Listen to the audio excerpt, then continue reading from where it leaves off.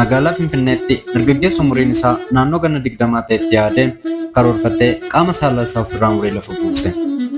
Hospitaala Specialized LRTtti ispeeshaalistii yaala pilaastikii sarjarii kan ta'an Dr. Abdurrazaaq Alii taatee kana ilaalchisuun haasaa taasisaniin dargaggeessi kun sababa mataa isaatiin qaama saalaa isaa ofirraa mure jechuun ibsu.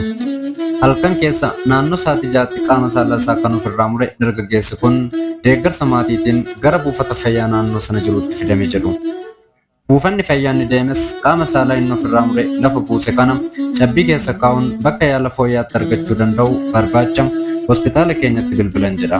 Buufanni fayyaa dargaggeessi kun yaalaaf geeffame gara hospitaala Arartiitti bilbilanii yaalii kan akka qabnu nu gaafatan. Nu biratti yaala argachuu akka danda'u argatte himnee booda dargaggeessa kanaa fi qaama saalaa inni ofirraa kute ambulaansiidhaan ergan jedhan Dr. Abdurrazaaq.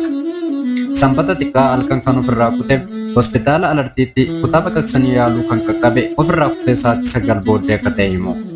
Garee baqaqsanii yaaluu qaama saalaa guutummaatti murame kana deebisanii suphuu kana kan dursan ispeeshaalistiin pilaastikii sarjarii fi deebisanii ijaaruu qaamaa kan ta'an Dr. Abdurrazaaq Aliiti.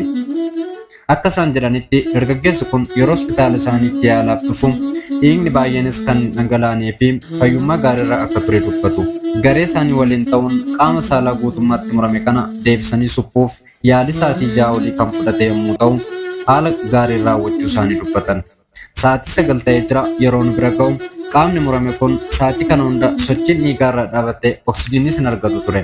Guutummaan guutuutti murame ture waan ture. Dargaggeessi kun yeroo nu bira dhufu haala adda ta'e irra hin turre. Baay'ee dhiigas hin qabu ture. Miira dhukkubbii xiqqoo qofa qaba. Buufanni fayyaa inni deeme qaama saalaa isaa murame cabbii keessa awwaalanii gara keenya fidan jedhan.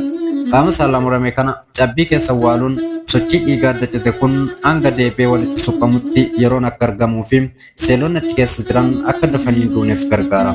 Akka Dr. Abdurrazaaq jedhanitti qaama saalaa murame deebisanii hodhuun ammaan dura Itoophiyaa keessatti yaaliin godhamaa turanis yaaliin milkaa'inaan raawwatame akkanaa garuu kan jalqabaa ta'uu himu. Kana dura Itoophiyaa keessatti yaaliin akkanaa yaalamee beeka.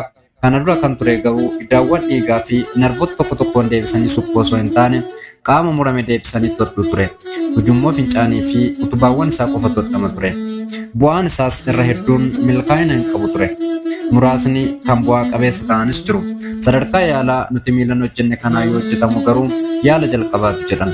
Qaamni namaa guutummaatti yoo murame deebee yaaliidhaan suphamee milkaa'uuf turtiin erga muramee ture ga'ee guddaa akka qabu kan himan ogeessi kun bakki qaama muramees garaagarummaa fiduu akka danda'us dubbataniiru. Akka qorannoowwan agarsiisanitti qaama saalaa dhiiraa irra irreewwan waan hin jirreef muramee hanga sa'aatii 16 turuu danda'a. Qaama gara kaan bakka irreen jiru yoo ta'e irreewwan kun dafanii waan du'aniif sa'aatii 4 caala turuu hin danda'u jedhan. Qaamni saalaa guutummaan guutuutti muramee cabbiidhaan awwaalamee dhufe kun bakka irraa murameetti deebisanii hodhuun sa'aatii 6 ol kan fudhate yoo ta'u hojii sa'aatii dheeraa fudhate hidda dhiigaa fi narvoota deebisanii wal quunnamsiisuu ta'uu himu. Yaaliin kun yaalii milkaa'inaan xumuramedha kan jedhan Dr. Abdurrazaaq.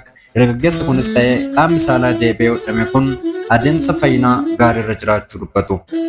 Amma ujummoo gooneefiti kan fincaa'u yeroo torbee 3 keessatti qaama saalaa isaa fayyadamee fincaa'uu ni eegala jedhu. Dargaggeessi gara jabinaan qaama saalaa isaa ofirraa mure kun turtii ji'oota 3 booda qaamni saalaa isaa kun qunnamtii saalaa raawwachuuf ga'aa ni taasisa jennee abdanna jedhu. Qaamni saalaa isaa kun amma yoo dhaabbachuudha jedhe hojii amma hojjetameefii jiru kan balleessu ta'uu danda'a. Narvoonni guyyaatti milimeetira 1 guddachaatti fayya. Kanaaf hanga ji'a 3 hin eeyyamamu.